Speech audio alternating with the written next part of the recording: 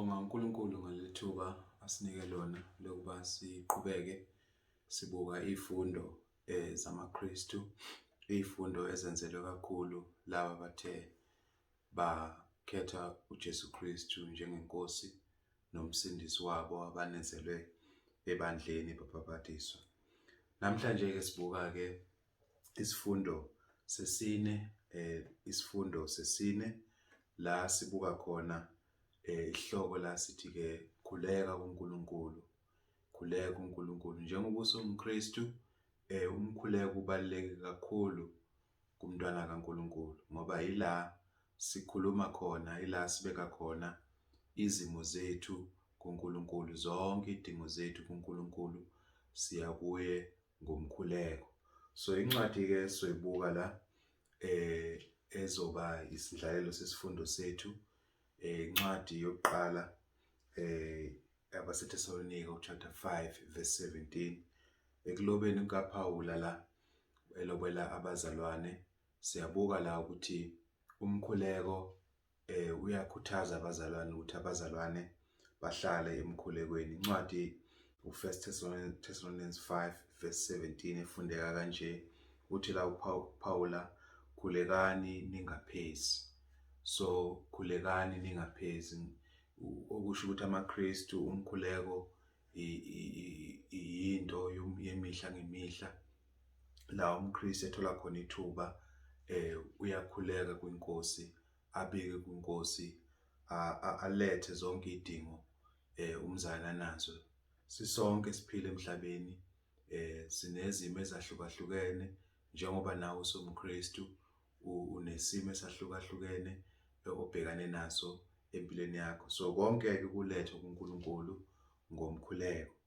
So kumqoka ke futhi ukuthi ke amaKristu azi ukuthi emkhulekweni asikhuleki nje ngendlela thina sifuna ngayo, fanele sifundiswe iNkosi, fanele sazi ukuthi kuphi okumele sikhuleke sikubeke kuNkulunkulu. So incwadi ke kaJohn uqala uchapter 5 uverse 14 to 15 isibonisa ngokucacilela ukuthi umkhuleko wamaKristu, umkhuleko walabo bathe balalela uNkulunkulu uhambisana nezwi leNkosi, uhambisana nezwi leNkosi. uJohn ke mayebhala la ebhalela amabandla ewakhuthaza naye ehola uMoya oNgcwele, uyakhuthaza ke ngendaba yomkhuleko. Uthi ke uverse 14 la ku1 John chapter 5 verse 14 to 15, yilesi sibindi esinaso kuye sokuthi uma sicela utho ngokwentando yakhe uyasizwa. Uma sazi ukuthi uyasizwa noma sicela, siyazi ukuthi sinakho esikucelileyo esikucele kuye. So uthi ke la uJohn sinaso isibindi, ngamanye amazwi we have this confidence ukuthi uma siya kuye sicela kuNkulunkulu ngokwezwi lakhe uyasizwa. So ke umzalwane, umuntu kaNkulunkulu, uma eye kuNkulunkulu ecela ngokwentando kaNkulunkulu, ngokwendlela uNkulunkulu abekile ezwini lakhe, uyasizwa. Kusho ukuthi uNkulunkulu uyamlalela lo muntu. So iligama ukuzwa la, it's not really necessary hearing or as a sound. Kusho ukuthi ngamanye amazwi uNkulunkulu into esicela ngokwezwi lakhe, uNkulunkulu uyahlela ukuba asisize kuyona. So ke kumqoka ukuthi emkhulekweni sazi ukuthi uNkulunkulu ophendulayo, uNkulunkulu ohlelayo ngesikhathi sakhe ukuthi lokho esikucelile kuyena uzosiphendula kanjani. So ke siyabuka ke umqondo la womkhuleko ukuthi siza kuNkulunkulu ngokwezwi, sikhuleka ngokwentando yakhe. So ke sinaso sibindi ke ukuthi masikhuleke kanjalo iNkosi izosizwa. So ke njengoba umKristu ke kufanele uzinikeze ithuba lokukhuleka, uzinikeze ithuba lokukhuleka. uKristu ke uyafundisa ngendaba yomkhuleko uma esebenza emhlabeni ngesikhathi la emhlabeni eshumayela ivangeli, naye efundisa abantu ukuba baphenduke balungiselela umbuso wezulu, ubuso uzofika.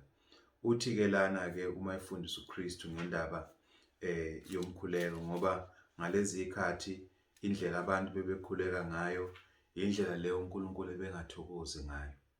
Uyabona, indlela uNkulunkulu ebengathokozi ngayo. Abantu bazenze sengathi bayakholwa, bame emgwaqeni, bashaya ngathi bangabantu abakholiweyo, bangabantu abakhulekayo. So ke sibuka ke attitude la kufanele umKristu abe nayo ngomkhuleko, ile yesizotha, ile yokuthoba, ile yokuyithoba kuNkulunkulu. So uthi ke mayikhuluma ke la uKristu la kuMathewu chapter 6, intshumayelo le kuthiwa intshumayelo yasentabeni, uthinta ke nendaba yomkhuleko, ukuthi ke amaKristu noma abazoba sembusweni weNkosi yethu uJesu Kristu kufanele ukuthi bakhuleke kanjani, kufanele bathi uma bekhuleka bakhuleke kanjani. Sizofunda ke la uverse 6 ukuya kuverse 7. Mhlambe kuhle ke siqale la kuverse 5 sehle nayo. Ithi ke nalapho nikhuleka ningabi njengabazenzisi ngokuba bethanda ukukhuleka bemi emasinagogeni nasezinhlanganweni nezindlela ukuba babone ngabantu. Qinisile ngithi kini sebawamukele umvuzo wabo.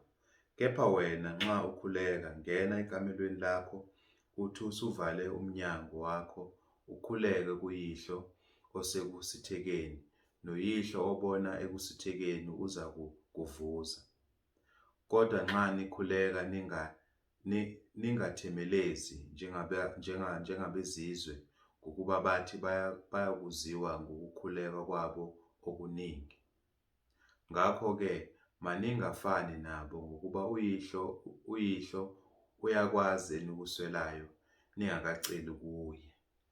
So ke siyabuka ke le uKristu izinto ayilungisayo athe azibona emhlabeni, noma uNkulunkulu azibonile emhlabeni ezingafanele. Uveza la abantu abawu-2, amagroup awu-2 la. Okokuqala yilaba bathi bese emathempelini ama-Israyeli ngalesi sikhathi uma bekhuleka. Sithola ukuthi ke bebengabantu abathi uma bekhuleka befuna ukubonwa abantu ukuthi hayi la muntu lo hayi uyakhuleka. So akufanelanga sibe ne-attitude enjalo, sifuna ukubonwa abantu. Umqondo ke la uvezwa uKristu ukuthi uthi kepha wena nxa ukhuleka, ngamanye amazwi umkhuleko wakho into eprecious kuwena ofanele ukuthi uyinikeze uNkulunkulu, ngoba phela sikhuleka kuNkulunkulu hayi ebantwini. So ke umqondo oveza uKristu la ukuthi amangizinikeze isikhathi mina eceleni ngikhuleke kuNkosi. Yebo, ebandleni masihlangane singabazane siyakhuleka ngoba sisuke sikhonza uNkulunkulu sisonke. Kodwa la into emqoka ukuthi okudingwa yimina idingo edinga yimina, inkinga engibhekane nazo ngizibeka kuNkulunkulu ngale ekamelweni ekusithekeleni. Ngizinikeza isikhathi la ngikhuleke eNkosini, ngibeke konke kuNkulunkulu. So ke uthi ke uKristu ke la uYihlo obona konke, uNkulunkulu ubona konke ngasekusitheleni. So noma ngilapha ekamelweni ngikhuleka, uNkulunkulu uyangizwa. So ke uzongivuza noma uzonginikeza lokho engikudingayo. Sikhumbule njalo uthe iNkosi sikhuleke njengokwezwi layo. iNkosi iyazi sikudingayo. iNkosi iyazi okudingwa umuntu, impahla, sifuna umsebenzi. uNkulunkulu akamelene nalokho. So masikhuleka kuye ngokholo, uNkulunkulu uyasizwa. Yabona? So ke sibuka ke la ukuthi iNkosi iveza indlela efanele sikhuleke. Okwesibili ekuvelayo la uveza abantu bezizwe ukuthi uma bekhuleka baba abantu abathemelezayo, noma abantu abakhuleka isikhathi eside. Uyabona? Ngamanye amazwi ishow le evezwayo kubantu ukuthi mina nginamandla okukhuleka, mina ngiyakwazi ukukhuleka. Umqondo lo ola akusiwo lokufanele sibe nawo masikhuleka kuNkulunkulu. So siya kuNkulunkulu ngokuzithoba. Siya kuNkulunkulu sikhuleka ngokuyithoba, hayi ngoba sifuna ukutshengisa abantu ukuthi siyakwazi nathi ukukhuleka, siyakwazi ukuthi sime sikhulume noNkulunkulu. Umqondo lo akusuko ofundiswa izwi likaNkulunkulu, umqondo wokuyithoba, umqondo wokuzehlisa. So uya kuNkulunkulu ukhuleka. Ngesikhathi umkhuleko wakho ungaba amazwi nje ambalwa, kodwa amazwi abaluleke kakhulu, aveza inhliziyo yakho ezwa mhlawumbe ngalesikhathi uzobuhlungu. So lawo mazwi nje amabili amathathu makhulu kabi. So akufanelanga sizenzeke abantu abazenzisayo. So siya kuNkulunkulu ngenhliziyo emhlophe, ngenhliziyo eneqiniso.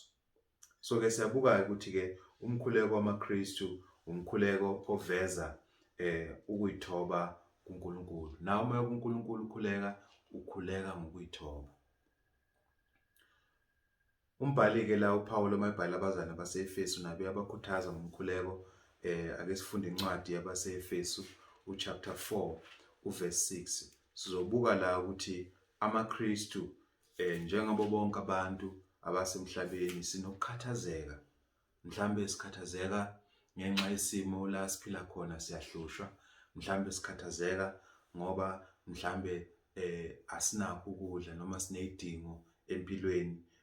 Nanoma iziphi izinto ezisikhathazayo, mhlambe sihlushwa abantwana esinabo, mhlambe sineyinkinga emshadweni. Umqondo la uveza uNkulunkulu ukuthi konke esibhekane nakho emhlabeni noma la ekuphileni sikuletha konke eNkosini.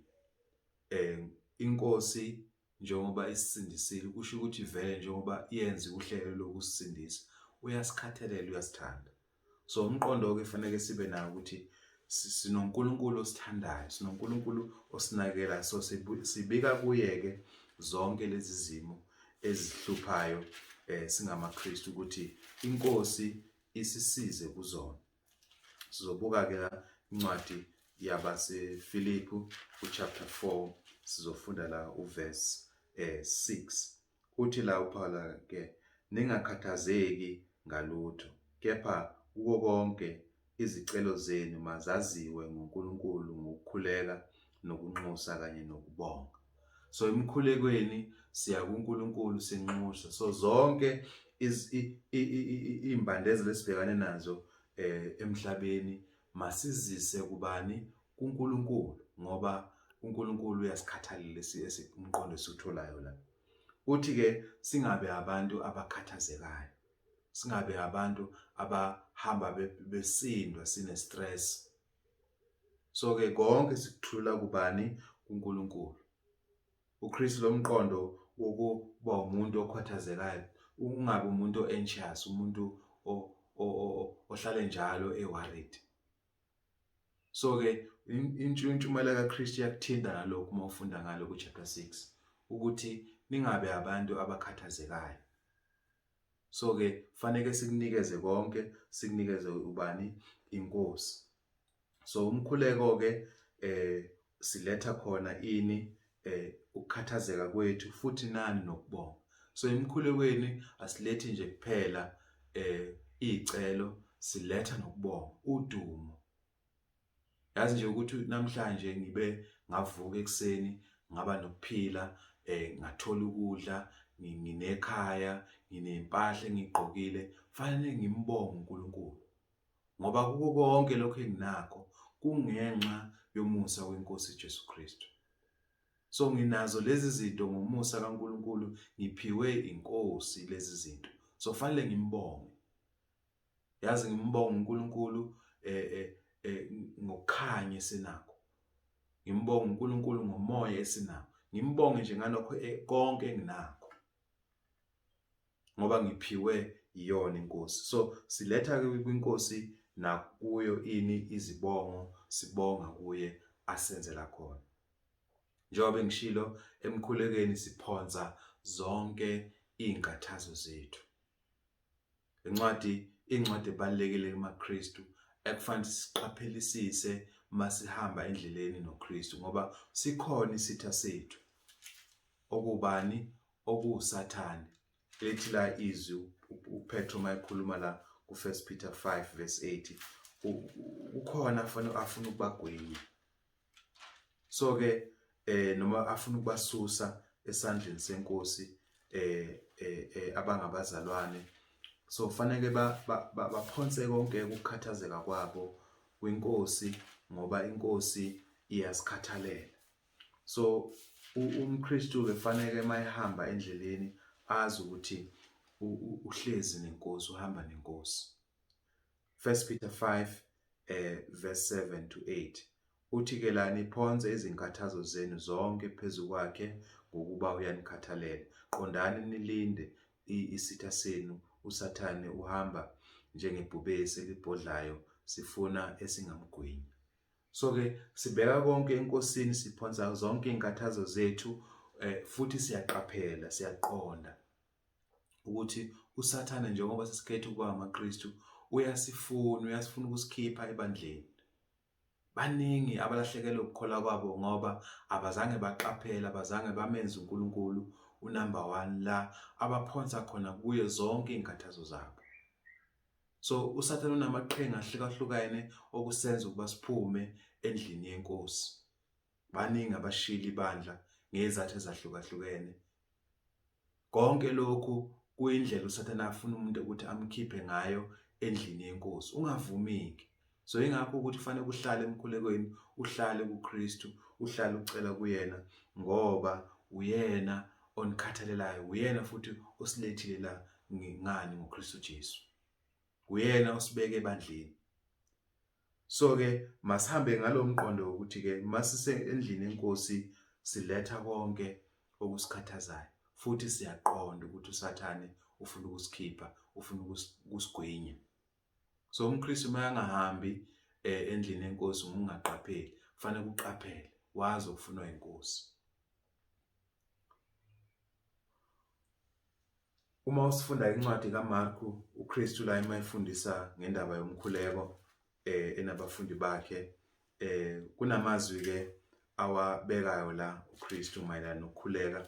Ngothanda siwathinte la kuMarku chapter 11 uverse 24, sizogcina la kuverse 26. Sizobuka la ukuthi umkhuleko okufanele ukuthi amaKristu akhuleke ngawo onjani. Marku sizofunda la chapter 11, sibuke la from verse 24 sigcine la ku verse 26.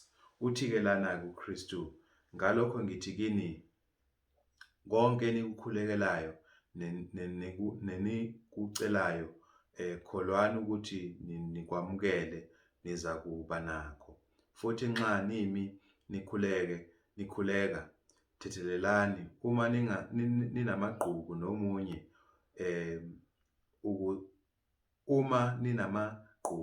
nomunye, ukuze noYihle osezulwini anithelele iziphambeko zenu. Kepha uma nina ningathetheleli, noYihlo osezulwini akayi kunithethelela iziphambeko zenu. Siyabuka ke umqondo womkhuleko. Lamazwi ayafana ke namazwi ngale encwadini uKristu mayekhuluma ngendaba yendlela emele sikhuleke ngayo. Ayavela amagama, kodwa ngingathanda la kuMarku, uMarku waveza ngokusheshsha, ngokufishana. Uthi ke lana konke enikukhulekelayo nenikucelayo, kholwani. So umuntu ke uma ekhuleka ukhuleka ngokukholwa, akayi kuNkulunkulu ngokungabaza. So asike uNkulunkulu ngokumdoubt, ngoba owenze kanjalo akasawutholanga umvuzo. So asike uNkulunkulu ke ngokukholwa. Sikhumbule sikhuleka kulokhu ngokwamazwi eNkosi, ngokwentando yeNkosi. Kusho kufanele sifunde intando yeNkosi, sazi ukuthi kuphi okufanele sikukhulekele nokungafanelanga sikukhulekele. So sikhuleka ngokukholwa, size eNkosini ngokukholwa, sazi ukuthi lokho esikukhulekelayo iNkosi izosipha khona. Uma sikhuleka ukuthi iNkosi izivule iminyango yokuba sishumayele ivangeli, kuyintando yeNkosi ukuba sishumayele ivangeli. So sikhulekela eNkosini ukuba isivule iminyango, isivule indlela.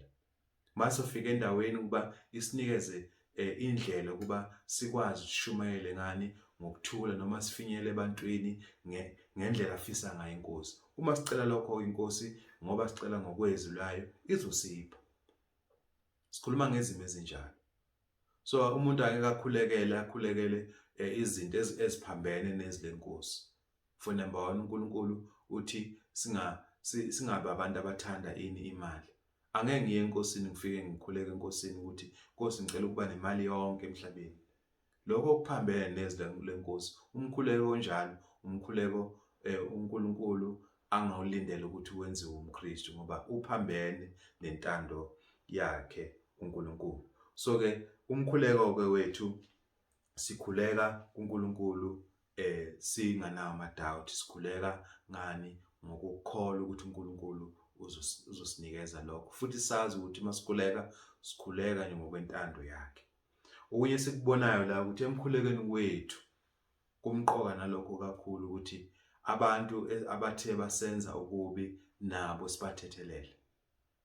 Ngamanye amazwi uNkulunkulu uthi ngeke asizwa thina emkhulekweni uma sicela kuye ukuba sithethelele. Uma kunabathile abasonile singafuni ukuthi sibathethelele. So ke sibuka ke lana ukuthi ke umKristu kufanele ukuthi ube umuntu othethelelayo.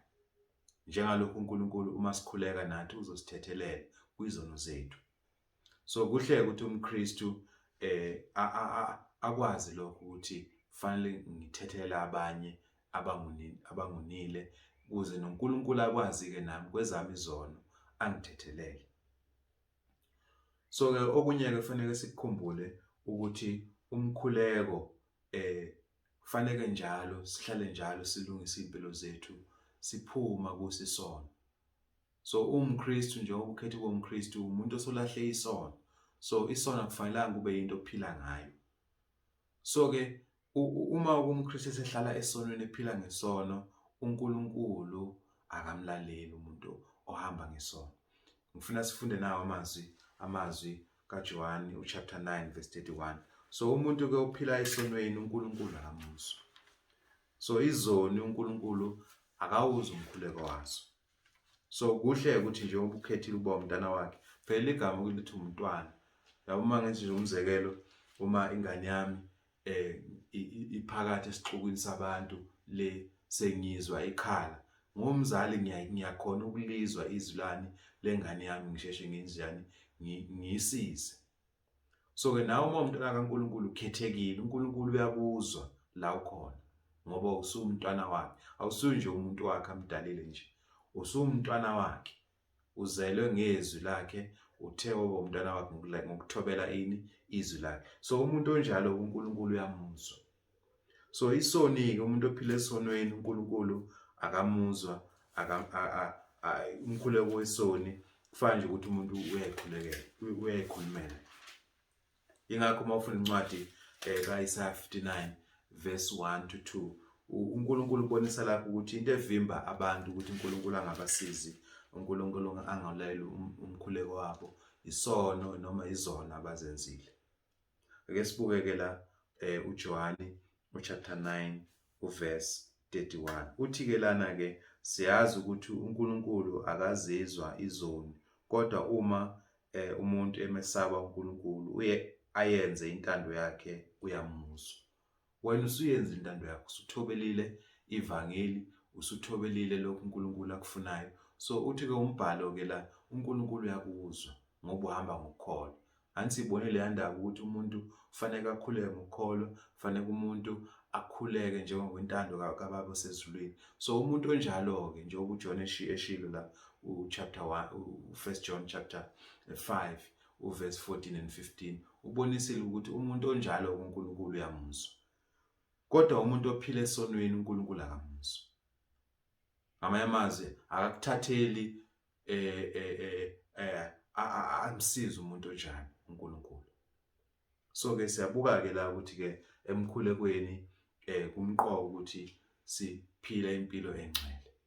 Umuntu uNkulunkulu uma ephila esonweni ukukhonza kwakhe, ukukhuleka kwakhe akufinyeleli kuNkulunkulu kuyinto emthokozisayo. Iphuzu lokugcina ke engithanda liselibuke silikhumbule njalo singamaKristu ukuthi emkhulekweni ila sithola khona usizo kuNkulunkulu. Umkhuleko womuntu olungileyo unamandla kabi. Ezulwini uNkulunkulu umkhuleko womuntu olungileyo uyawuzwa, uyawulalela. So ke sinabantu abafundisayo kulezi insuku ukuthi kufanele usebenzise lokhu, kufanele usebenzise amanzi, kufanele usebenzise ioil, kufanele usebenzise zonke lezi zinto. iBhayibheli liveza ukuthi umkhuleko olungileyo unamandla. Ake sifunde la incwadi kaJakobe chapter 5 verse 16 to 18. Sizobuka la uveza nomzekelo waku Old Testament abantu abakhuleka eNkosini ngokumthemba uNkulunkulu, ngokumsaba uNkulunkulu.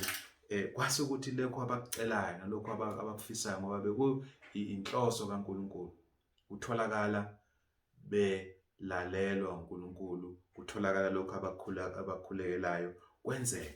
So ke siyafunda ke la ukuthi umKristu uma ephila impilo engcwele, umkhuleko wakhe uNkulunkulu uyawuzwa esezulwini, uyamlalela umntana kaNkulunkulu ukhuleka kanjani. So ke zonke idingo zethu esinazo uma siya eNkosini ngomkhuleko uyasizwa. Uthi ke la uverse 16 ke sogcina la kuverse 18. Ngakho ke vumani izono omunye komunye, nikhulekelane ukuba niphulukiswe. Umkhuleko oqinileyo nowolungileyo unamandla kakhulu.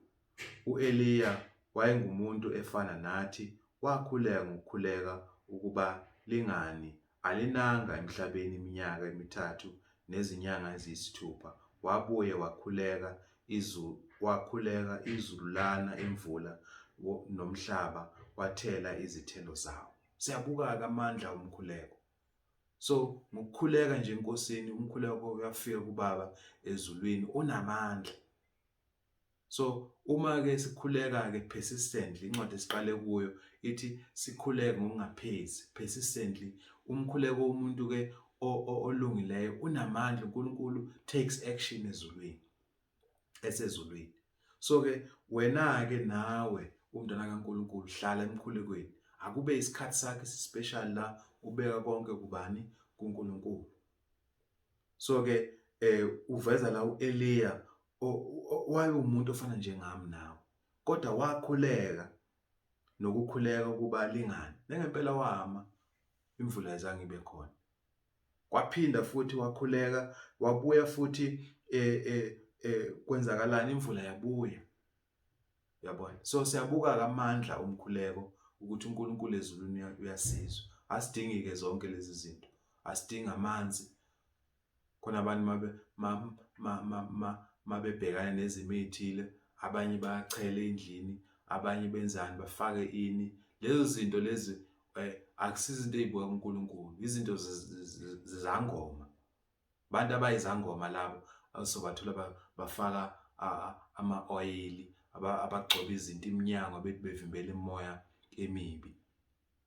Lezo zinto itholakala kubantu abayizangoma, hayi umaKristu, hayi kubantu abakholwayo. So eBhayibhelini iNew Testament izwi leNkosi lifundisa ukuthi masihlale kuNkulunkulu ngokukhuleka. Abanye bayabasebenzisa incwadi le kaJakobe uverse 5 la mawufunda khona ukuthi uma khona ogulayo makabiza amalunga amgcobe ngeoil. La esikufundayo ukuthi kwakuyindlela yokuphila ngaleso sikhathi, ingekho imithi esikhona njengamanje. So ke uwele lo osebenza osiza ukuthi physically umuntu ukwazi ukumsiza ngani ngaleso sifo, that ailment umuntu anayo. Kodwa engahlangene nendanani nendaba ukuthi uNkulunkulu uma sifaka ioil uNkulunkulu uzosiza noma akasizwe. Esikufundayo la ukuthi umkhuleko ngokwawo unamandla. So ke le oil esetshenziswa emzimbeni wami, mhlambe nginokugula okuthile la, ngesilonda esithile, isiza physically. Uyabona? So ke akufanelanga sitomuleke umbhalo susebenzise ngendlela engafanele ukwenza izinto zethu ezingasiza zobuKristu. AmaKristu ahlala emkhulekweni. Uyabona namhlanje ukuduka okukhona, abantu befundisa zonke izifundisi ezihlukahlukene, uthola abantu bagcoba iminyango ngama-oil, bathi bavimba imimoya emibi. Awukutholi lokho ezwini leNkosi. Ayikho into enjalo. Ngomkhuleko nje konke umuntu abhekane nakho uyanqoba umuntu. So asithembeke nawe umuntu kaNkulunkulu ukuthi uzolalela izwi leNkosi, awuzukuhlala ezifundisweni zamanga. Uma ubuya endaweni la bekwenziwa zonke lezi zinto uyashiya namhlanje. Ngomkhuleko nje uyakwazi ukufinyelela uNkulunkulu unqobe konke. Ngomkhuleko nje uyakwazi ukuthi udlule kwizimo ezinzima. Ngoba uNkulunkulu ubeke kuwumkhuleko kuphela okwazi ukufinyelela kuye asizwe, akwazi ukusisiza empilweni yethu. Ngithemba ukuthi nawe ke namhlanje uzokhetha ukuthi ube umntwana kaNkulunkulu.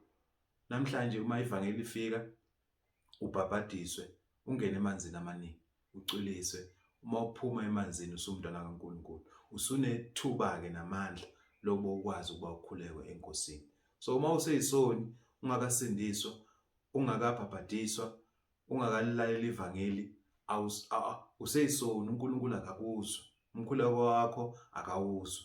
So uma ufuna umkhuleko wakho uNkulunkulu awuzwe, ikholwa kuNkulunkulu, phenduka ezonweni zakho, ngena emanzini amaningi ucwilise, bese uma uphuma emanzini uwenezele ebandleni leNkosi. Usebandleni iNkosi izokuzwa umkhuleko wakho. Sengathi iNkosi ingakubusisa, inikeze amandla, sikhule njalo ezweni leNkosi kuze ngesikhathi sibuya iNkosi noma isithatha emhlabeni sitholakale sithembekile. Sihlale njalo sibeka konke kuyona ngani ngomkhuleko ngoba iNkosi iyasikhathalela.